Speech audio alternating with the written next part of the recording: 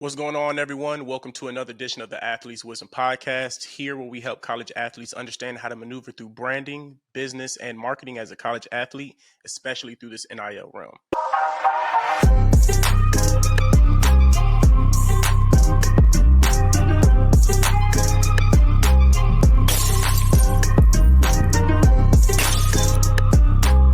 Today, I have an amazing guest with me. It is Alex Jean Glover, who is a volleyball player at SMU. How you doing today? Good. How are you? I'm doing very well. Thank you for asking. So, before we really delve into the juicy details, I just want to kind of ask you, for the people who aren't familiar with you, can you just kind of give a quick background story of who you are, where you came from, and how you got to the point where you are now? Yeah, so I'm Alex, as Alex already said, but I'm a volleyball player at SMU. I've been here for all 4 years, and I'm about to start my fifth year of playing. I'll graduate in December because I did come early from high school. And I'm originally from Magnolia, Texas. It's just a little suburb in Houston, Texas, so not that far from Dallas. So I've been pretty fortunate to be able to have my family and, friends be able to come and support me at my games, which I think is a huge part of my success. But yeah, that's pretty much all about me. I love it. I love it. So, how long have you been playing volleyball? So I started playing volleyball in the seventh grade. So this is now, let's say, in terms like my 17th grade, if you will. So hmm about 10 years. Oh, wow. So, what originally Yeah. got you into it? Was it something that you kind of stumbled into? Was it something that, your parents said, hey, try this? Like, how did that come into fruition? Basically for PE, we had to do intramurals and we only had two choices. It was basketball and volleyball. And I was just not a huge basketball fan at hmm the time. And I just knew that that wasn't, my personality. Like, I don't think that I could have a bunch of girls, like, I don't know, hitting me. And it's very rough and it's very hard. And, it takes a right person to be able to play basketball. So I knew I didn't want to do that. So I played volleyball and I just like fell in love with it. So going through high school, right? What was the point in which you were like, okay, I can actually get a scholarship or go to school for this, so I'm gonna pursue it more than the average thing. Yeah, so back then when I was playing, the recruiting rules were a little bit different. So you could get recruited at any time. So I started getting recruitment letters in the eighth grade, actually. Oh So wow. there was that. And then I started going on visits in the ninth grade. And then in the 10th grade, I committed. So I think I kind of knew, end of eighth grade year, maybe like club time, that it's something that I could do and could get a scholarship for, and was fortunate enough to have that opportunity. I like that. I like that. So earlier you said, when you were kind of telling a bit about yourself, you said that you left high school early. Mhm. So like, how was that process? How early did you leave, and what was the process of like transitioning from graduating early to going into college? Yeah, so I only also played 2 years of high school volleyball. I didn't play my junior year and I didn't play my senior year. And I think a hmm lot of people are doing that more now than then, just because you don't want to get hurt, it's a hmm different competition level and stuff like that. But I decided to forgo my last 2 years. So when I was kind of sitting around, I was still going to school, but I was hmm sitting around and doing privates and training for club. My college coach called me up and was like, "Hey, would you want to come early?" So I was like, "Hey, I'm not really doing much." I went to prom. I did all of that stuff my junior year. So I really didn't feel like I would be missing out on that much.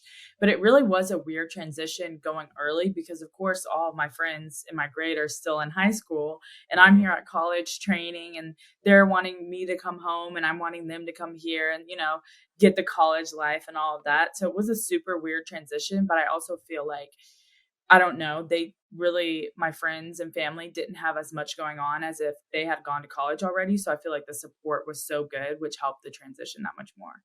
I like that. So how early did you leave high school? Was it like super early, or was it just maybe like a semester or so?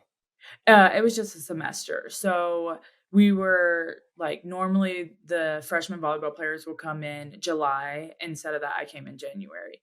So I kind of got to, it really helped volleyball wise because I got to play spring ball with the girls who hmm were going to play the next year. I could get accustomed to everybody and the different ways people played and personalities. And I felt like I could bond with them that much more. So I'm really hmm glad that I did it. I wouldn't change it if I could.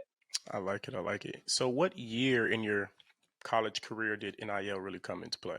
my junior year, so 2 years ago, and it was kinda crazy because I did model in high school, so Hmm. I'm signed with the agency, so I was allowed to do brand deals before NIL came out, but I Mm, wasn't able to say, "Hey, I'm a volleyball player at SMU." I could not say that as an gotcha. athlete, none of that. I pretty much could just, like, be my social media personality and my face, but Hmm. basically, they're like it was really hard to do brand deals because there was really no backstory behind a lot of them because I can't even say, I've had a long day at, workouts and all of that stuff because then at that point, it is making it more of an NIL deal. So I was Hmm. able to do a couple brand deals, which helped me build my portfolio for when NIL came out. And I'm glad that it did.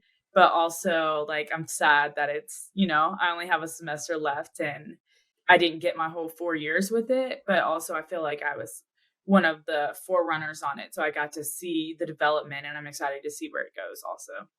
I like it. So, well, I guess I have two questions to what you just said. The first question being in the beginning stages of NIL, because I heard it was kind of like the wild, wild west. There was no real blueprint for it, right? So, how was the beginning stages of NIL? And then how did modeling merge with NIL when NIL finally came into fruition? So NIL, when it first came out, I just remember reaching out to like a bunch of brands and them not really knowing what it was. Like, what do you mean? Like, what is NIL? It wasn't a big thing. There were certain brands that were trying to reach out to athletes for partnerships, but then some were still, kind of a little bit farther behind. And I feel like it's the same way today. Like it's still not Hmm. as big as it's going to be, but I feel like some brands were super excited about it and then some really didn't care. So it was kind of hard to find that like medium of who wants to work with me as an athlete. But the modeling piece helped because I could build a portfolio, which I think is one of the best things that I could have ever done for NIL, which basically shows all my brand deals that I've done, my different type of content styles, that kind of stuff. So it's like a one-stop shop when people want to see, how do you make your videos or what do your videos look like? I can just send them my portfolio and they can see different types of content that I make. But I feel like that's the modeling piece that kind of tied into the NIL for me because Hmm. for modeling, it's the same thing. You have a comp card and a portfolio, and that's pretty much all brands see. You go into audition for a minute, give them your portfolio, and then they say, okay, bye. And you either hear back from them or you don't. Hmm. But you have to make sure that that portfolio is the best thing that they've ever seen, it's your best work. So I feel like that prepared me for that side of NIL, kind of presenting myself to brands. I've talked to a decent amount of college athletes in regards to NIL. And one thing that they always say is, like you said, there's no real gauge for it, no real median for it. And that a lot of them end up, especially in the beginning stages, they were reaching out to a lot of companies. So, in regards to reaching out to these companies, like what was some of the strategies you used to kind of obtain NIL deals? And then I know now that there are marketplaces for it, right? So, do you solely use marketplaces now? Do you solely like have an agent for it? Do you reach out? What's kind of like the mesh for you, like the perfect blend?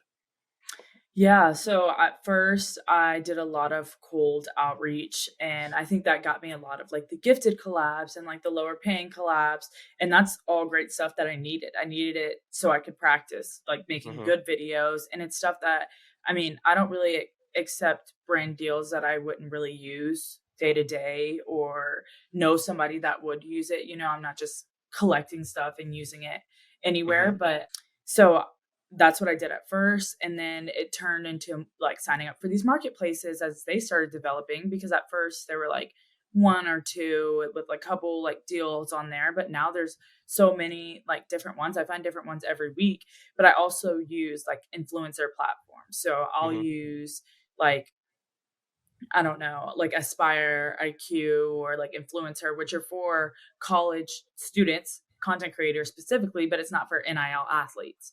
Hmm. So I kind of see like different brands on that side. And then I'm still on the marketplaces. So that's kind of the combination of where I get all my brand deals. And then I also have a manager that helps me like just financially and going over contracts and making sure exclusivity and making sure I get the best deal available to me. So at first it was a lot of cold outreach, really not anymore. I get a lot of inbounds and a lot of stuff from marketplaces.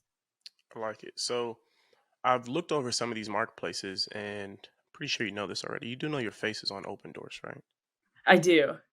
I How was do. that when you first realized that? And like, did you get like an NIL deal for that, or was it just like an ambassadorship? What was that process? No, I didn't even know. I, was checking the website one day for some reason. I don't know why I was on it. I was probably looking for deals or something, and I had opened up the homepage on my computer, and I was like, wait a minute, that's me." And I don't know, it was like a weird thing, and I was like, "No, I'm pretty sure I didn't know about this," which is fine, I don't care, but I did do that was for a deal I did through Open Doors for an ice cream company. Hmm. So it wasn't specifically like, "Hey, I wanna put your face," like, Open Doors didn't reach out to me and say, "I wanna put your face on the homepage," but I did do the deal through Open Doors. So, have any of your friends or any of your, people that you've met through, say, the NIL summit or things like this, have any of them seen it and kind of reached out to you? Yeah, they actually have, like, when my friends will check it or people from the NIL summit, or people just athletes I know will see it on the homepage, they'll Snapchat me a picture and be like, "Look who I found," that kinda thing, but I'm sure that's nice. So, which of the NIL platforms, marketplaces, for you personally, have been more beneficial in your NIL journey? ooh, I will say that they all provide, like, different types of opportunities for me, but I would say, like, Icon Source is really good. Influencer is really good, and that's just because that's like a one-stop shop for everything for my school, my pictures that my photographers post, and it has deals on there and different places for me to reach out to different people. So I really like Open Doors, Icon Source, Influencer.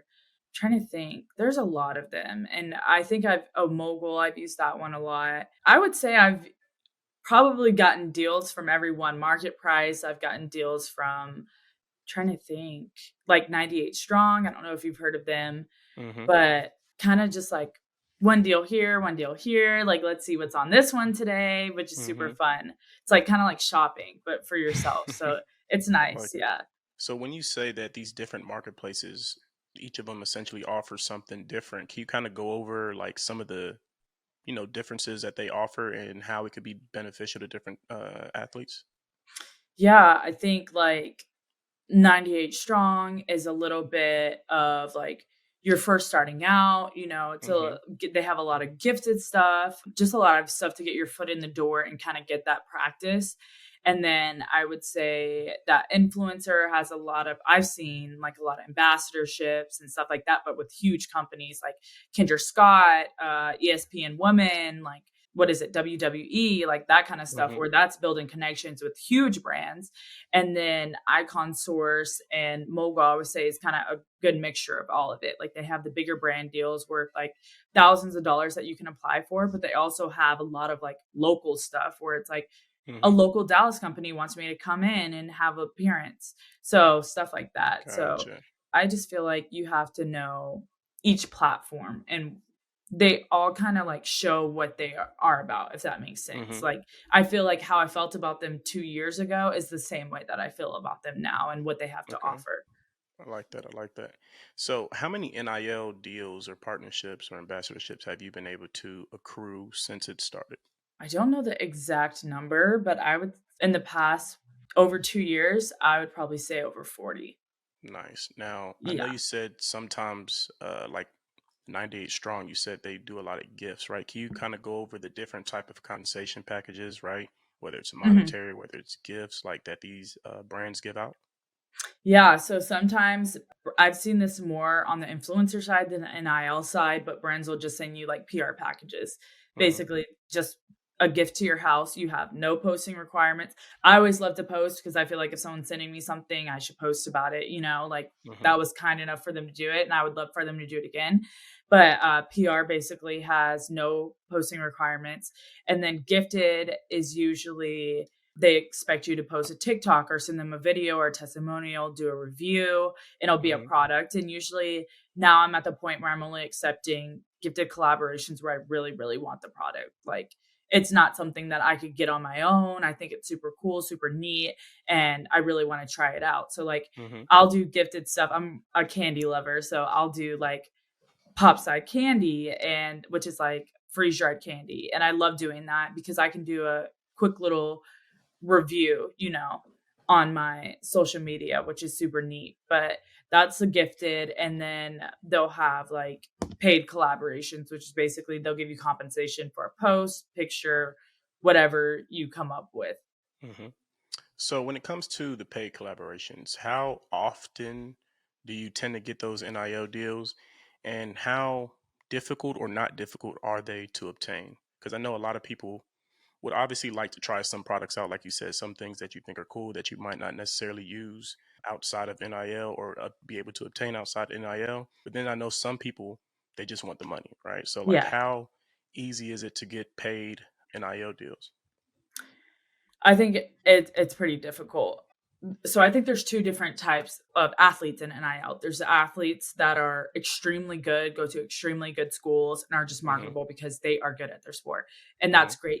They're the ones getting the easier paid collaborations where it's, hey, come pose with this car, you get this, and all you have to do is, snip a picture and put it on your Instagram. That's perfect for them. That's not who I am. I don't go to a huge school, and volleyball isn't a huge sport right now, and it is growing. But Hmm. granted, a lot of people would rather have those football, women's basketball, men's basketball players, baseball, which is fine. So I would say it's a little bit harder to get those paid collaborations if you're not one of those people like me. So that just takes a lot of work in reaching out, and you have to take a lot of no's, and that's fine. And you also have to figure out what about you makes you stick out. So, I that would be my key tip is, like, find something about you. There's thousands of college volleyball players, but what's gonna Hmm. make me different about it, you know?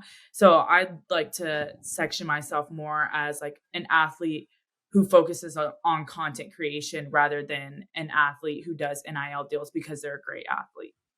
Let me go into the content creation side, right? I know that obviously every person in general has a different content style.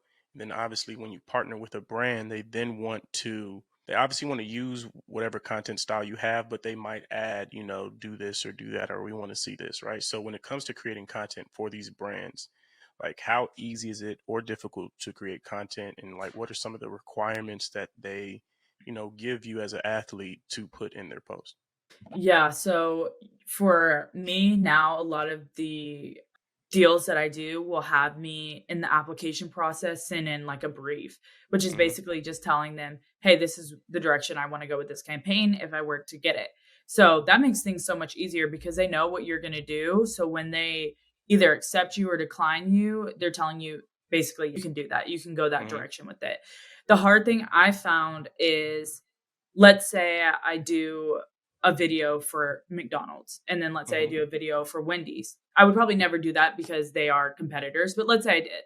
It's going Hmm. to be very hard for me to find a different content style for McDonald's than Wendy's, considering they have a lot of the same products and they probably want this around the same thing, you know? So I think Hmm. that's the problem. And that's something that you need to think about before accepting all of these NIL brand deals. And I think if they're not asking for a creative brief before, you make one so you know exactly what you're walking into and what you're going to do if you were to get the brand deal. So can you just kind of go over the details of what a creative brief is, right? You obviously know what it is, but maybe somebody in the audience isn't completely understanding of what that is. You kind of break that down for me. Yeah, so a creative brief is basically a brand will send it to you after, and it'll say like, this is about the campaign. This is what we want to do. So let's say McDonald's is doing a back to school campaign. So at the Hmm. top it'll say back to school campaign. This is a little bit about McDonald's, and this is the campaign that we're doing. Then it'll Hmm. say creative brief. This is what we want you to do. We want you to show how your day as a student athlete is tied into finishing your day with eating McDonald's before you go finish your day at school, you know? Hmm. So basically, a creative brief is doing that. And then it'll show you the posting requirements, which is like one feed post on Instagram, one TikTok, one carousel, one reel, whatever it is. It'll give you the compensation, and it'll also give you the do's and don'ts, which is extremely important because sometimes they'll say for McDonald's, don't say that it's unhealthy, or don't say that it's healthy. Don't advertise something that it Hmm. may not be. Basically, it's just the guidelines, just as if you were to take a test, like a study guide, everything that you Hmm. need before you actually create the content. So are there ever any companies that they might not have as detailed as a brief, right? They just kind of give you creative reign to created as you do? Yeah, there's some that'll, like, reach out and say, "Hey, we just want a video from you talking about the app," or whatever it is, and, I mean, you just have to go with it and use your brain and try to do what you feel is best to make them look good, but a lot of the bigger companies, I would say, I've seen have creative briefs just probably because 'cause they've been doing it for a little bit longer, and as much as you don't wanna reshoot and have to redo stuff, they don't wanna have to keep telling you to redo stuff and keep looking at edits and stuff like that. Gotcha. So I want to veer into the NIL summit, right? That was powered by Influencer. So was this your first year going this past year, or was it your second year? It was my second. Second. So how was it compared from the first year to the second year? And what are some things that you were able to, take away from the NIL summit? Yeah, I thought there were some big differences. I thought that the feel of the athletes was a little bit different. I think the first year, everyone just literally did not know, like, oh, do we go talk to this person? Do we go connect with this brand? You didn't want to do too much, but you also didn't want to do too little. So I think Hmm. this time everyone kind of had a gauge, like, hey, go mingle with that group of athletes over there and try to connect with them. And I think more of this one was more about content creation, where to like this time I see everybody with their phones up, making their videos for day in the lives and stuff like that. Whereas last Hmm. year, nobody wanted to do that because nobody wanted to be the only one, with their phone out or Hmm. doing that kind of stuff. So I thought that was super neat. And other than that, though, I thought the panels were great both years. I think I had a different experience this year than I had last year because I got to speak on a panel, I got to Hmm. present an award, I was with the Meta Empower program. So I got to go do their, it wasn't a launch party because it was over, but kind of like end of the year, this, you're finally meeting everyone party. So it was a little bit more engaging for me this time than it was last time. How was it being able to speak on the panel, and how did you get that opportunity to begin with? Yeah, so I was in the Meta 2.0 program, and basically that was just a group of 30 female athletes all around the US of all different sports. We all applied to be in this program, and they brought us to this program that gave us tips to, like, help monetize our Instagram and Facebook and reach more Hmm. people, get higher engagement. And then they connected us with a brand. We each got a brand deal at the end. So I don't know. I don't know if I made great connections with them. I'm so fortunate for them because they just reached out to me and asked me if I would want to speak at the NIL Summit. And they also Hmm. asked me back in February, I spoke on a panel. It was called the Women's Sports Empower Brunch at the Super Bowl in Oh wow. Arizona. And yeah, and Meta had a panel there and they asked me to speak on that also. So this was my second opportunity actually speaking on a panel with them, which was amazing. But they just reached out to me both times. I love it. So, oftentimes, obviously, right, when you go to these events and you see people on panels, you tend to learn something from the people on the panel. Did you learn anything from being the person on the panel, right? Oftentimes, we don't talk about learning something just through experience. So, like, Mhm. what did you learn, if anything, and what was your experience of being on the panel, both this time in NIL Power Summit and when you were at the Super Bowl? For the Super Bowl, I was the youngest person there, so it was a little bit of a different crowd than the NIL Summit, but I'll Hmm. say for the NIL Summit, I definitely learned that a lot of student athletes just don't know where to start. And, like, Hmm. everyone wants to do it, everyone wants to put in the work, and a lot of people are making videos, but I didn't realize that a lot of people don't know how to reach out to brands or, like, Hmm. how to get on these marketplaces, how to make a portfolio and stuff like that. Because I would have people coming to me after the panel and asking those type of questions like, hey, can you send me your portfolio? I'd love to make one, but I don't even know where to start. Like, what website do I use? What app do I use? What are the marketplaces that you're on? Hmm. And I just wish there was like a huge workshop or something. I don't even know because there's so much to NIL, but I just wish that there was something where student athletes could go to a one-stop shop and learn, because I kind of had to learn as I went. Though, like, I had mentors and I had people to help me, but it's hard, and it's just kind of like a trial and error type thing, but I don't think that it should be as hard as it is. Hmm. So I don't want to say just one because I feel like it's going to be more than one. What are 1 to 3 tips that you can give to a college athlete watching this who, like you said, doesn't know where to start, doesn't know the marketplace, doesn't know how to create a portfolio? Like, what are some tips that you would give them just to get them in the right direction? One, I think the most important thing is to post more than about your sport or like the in game picks or like whatever. I think that you have to be so much more than that, unless you are one of those 0.01% of athletes who are, so great and they're the face of their school and they're going to huge schools, which Mm-hmm. is again very like you're very fortunate for that, but everyone isn't in that position. So you've got to make yourself different in some way. So I think my first tip would be just try to make yourself different in your content. My second thing would be to stay consistent because a lot of these platforms will not push your content until you're posting 3-4 times a Consistently. week. Yeah. Yeah, exactly. So like, and I used to get in this all the time. I would post and my post wouldn't do that well. So I'd take it down and I'd be like, okay, I can't post again until I have the best picture I've ever Yeah. seen in my life or the best video. I know. I get And I would get so caught up in that. Like, I need this amount of likes on this.